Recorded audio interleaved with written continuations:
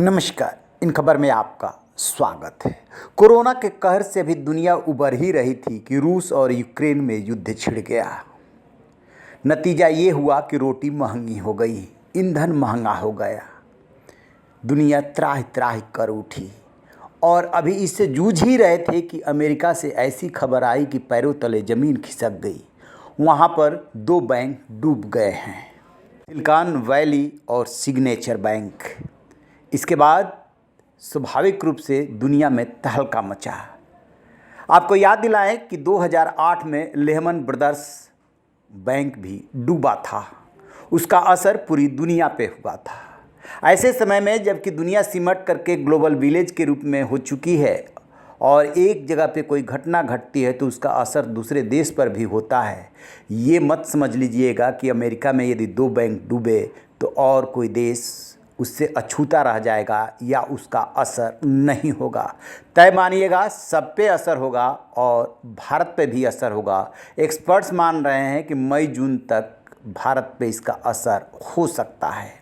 स्थिति कितनी गंभीर है कि अमेरिका के राष्ट्रपति जो बाइडेन को सामने आना पड़ा है और उन्होंने कहा है कि टैक्स पेयर्स का पैसा पूरी तरीके से सुरक्षित है।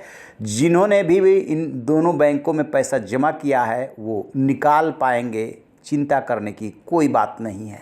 लेकिन इस स्थिति के लिए उन्होंने पिछली सरकार को जिम्मेदार ठहरा दिया।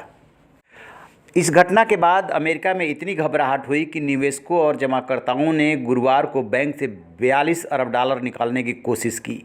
इस बात की जानकारी एक रेगुलेटरी फाइलिंग में दी गई है। बता दें कि सिलिकॉन वैली बैंक एक दशक से भी अधिक समय से अमेरिका के प्रमुख बैंकों में से एक है। सीएनबीसी की रिपोर्ट के मुताबिक कैलिफोर्निया के डिपार्टमेंट ऑफ फाइनेंशियल प्रोटेक्शन और इनोवेशन की ओर से इस बैंक को बंद करने का आदेश दिया गया है। एक रिपोर्ट के मुताबिक 9 मार्च को बिजनेस बंद होने के बाद बैंक के पास 958 मिलियन डॉलर का निगेटिव कैश बैलेंस था। कैलिफोर्निया के बैंक नियामक department of financial protection and innovation ने शुक्रवार को दायर बैंक को कब्जे में लेने के एक आदेश में ये जानकारी दी। पैसे की निकासी के प्रयास का पैमाना इतना बड़ा था कि बैंक में कैश और इसे प्राप्त करने के तरीके समाप्त हो गए। सिलिकॉन वैली बैंक के मुख्य कार्यकारी अधिकारी ग्रेग वेकर ने शेयरधारकों को लेटर भेजा, जिसके बाद बैंक से पैसे निकालने का सिलसिला शुरू हुआ और जब शुरू हुआ तो फिर थमने का नाम नहीं ले रहा है। सिलिकॉन वैली बैंक का हेड ऑफिस और अन्य सभी ब्रांच 13 मार्च को फिर से खुले। साथ ही सभी बीमित जमाकर्ताओं के पास सोमवार सुबह तक अपनी जमा राशि एक्सेस होगा। 31 दिसंबर 2022 तक सिलिकॉन वैली की कुल संपत्ति करीब 209 अरब डॉलर थी और कुल डिपॉजिट करीब 175 अरब डॉलर थी।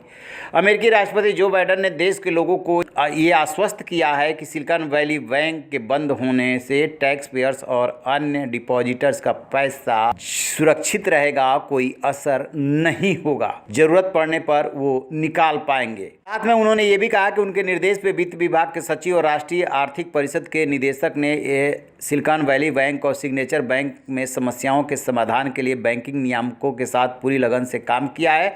अमेरिकी राष्ट्रपति ने कहा कि उन्हें खुशी है कि वे इस समस्या के एक तुरंत समाधान पर पहुंचे हैं जो अमेरिकन वर्कर्स और छोटे व्यवसायी की रक्षा करता है और वित्तीय सुरक्षा देता है।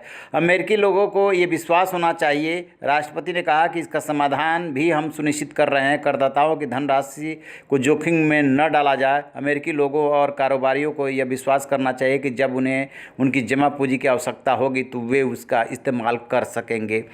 तो कहने का मतलब ये है कि अमेरिकी राष्ट्रपति ने आगे आकर के लोगों को आश्वस्त किया है ताकि वहाँ पे अफरा तफरी न मचे। लेकिन दो बैंकों का एक साथ डूबना, सिलिकॉन वैली और सिग्नेचर दोनों बड़े बैंक हैं, निश्चित रूप से चिंतनीय है। रहिए ना बेखबर, देखते रहिए इन खबर। Thank you.